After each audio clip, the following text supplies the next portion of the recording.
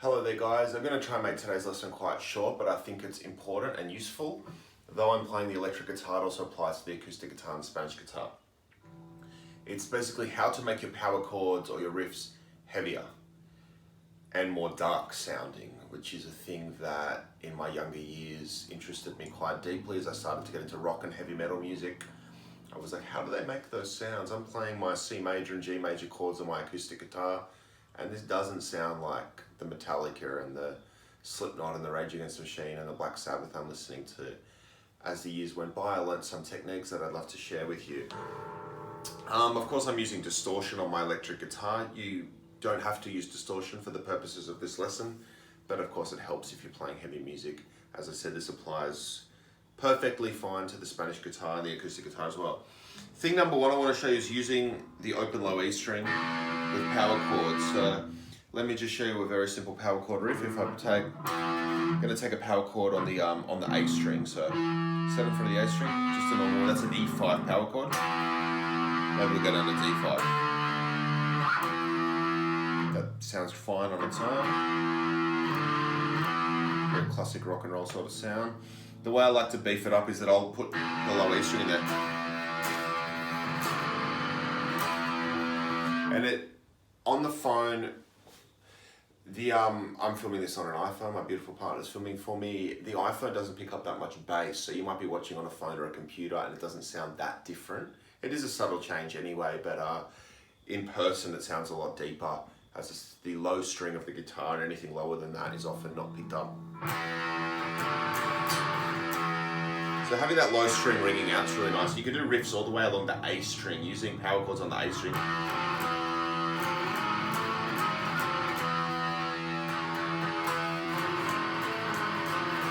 Having that bottom E string ring adds a thickness and a heaviness because you've got this low note booming along the whole time. Has another great advantage that I really like, which is that rather than have to be so precise with your pick and having to strike the A string, so you've got to kind of, if you're playing starting on the A string, you've got to skip the E string and start your pick here. I would rather have the low E string ringing open so I can just kind of bash the whole guitar. So that's a good technique that I like to use. Another similar technique, let's say you're playing power chords on the A string, you can go, if you look at this chord, that's an E note, 7th fret of the A string, that's a B note, 9th fret of the D string, and then an optional note is the E note at the 9th fret of the G string. That's a power chord, E, B, E. But instead of fretting this A string, we can also fret the E string at the same time on the same fret and thicken up that chord. That's a great sound.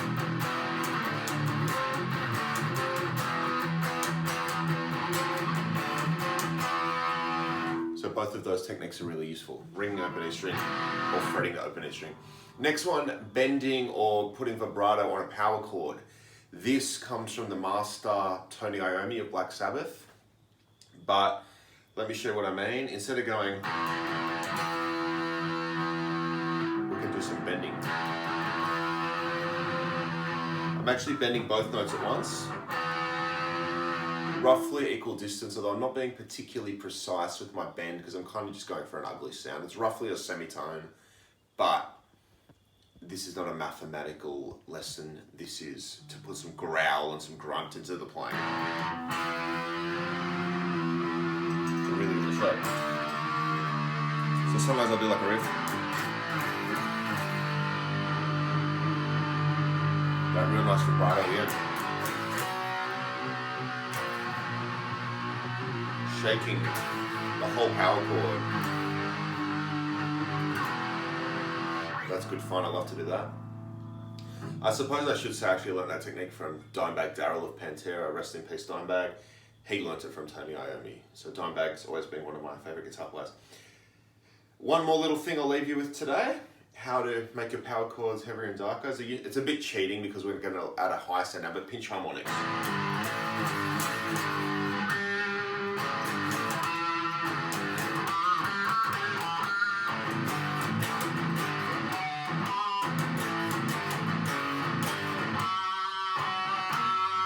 Dimebag called the Squeals, that's fine as well, I call them pinch harmonics. Pinch harmonic is formed when I'm usually holding my pick at something like that. Just the edge of the pick is to strike the strings. When I want to do a pinch harmonic, I move my fingers right down, or I guess if I'm playing in real time, I move my fingers. If I'm playing in real time, I'll adjust my grip so that the fingers come more, and there's not much of the pick sticking out of it. There's just a tiny little bit there. Just a tiny bit of the pick, and I might bring my fingers quite close to the camera here. Just in between the pick and the thumb there. In between the pick and the thumb. Imagine this finger's the guitar string. I use my pick and my thumb. If you can kind of jam the string between the edge of the pick and the edge of the thumb at exactly the same time, you can get a nice pinch harmonic.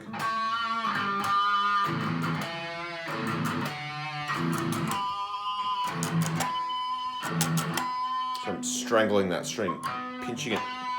If that's the string, pinching it, getting that in there. So that's a great thing to do. Let's maybe play a little riff where we combine everything. Let's have some ringing low open E string.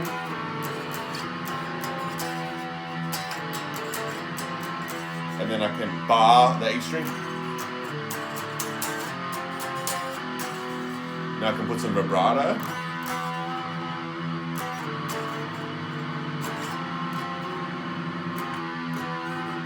I'm doing that vibrato on pretty much every power chord right now. I'm a lot more subtle. When I'm actually playing, I'm a lot more subtle with it. I won't do it so often, but for the purposes of getting you to understand it, do it more often. There's some pitching.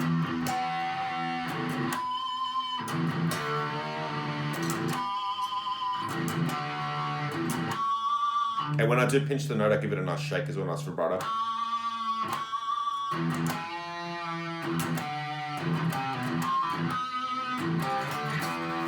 So now I'm just getting carried away. I just want to start shredding now, which I'm going to do as soon as I turn this camera off. Thank you for watching. I hope you learned something. I hope you found at least one and maybe more techniques to make your guitar growl a little bit, grunt a little bit, roar a little bit, squeal, scream a little bit.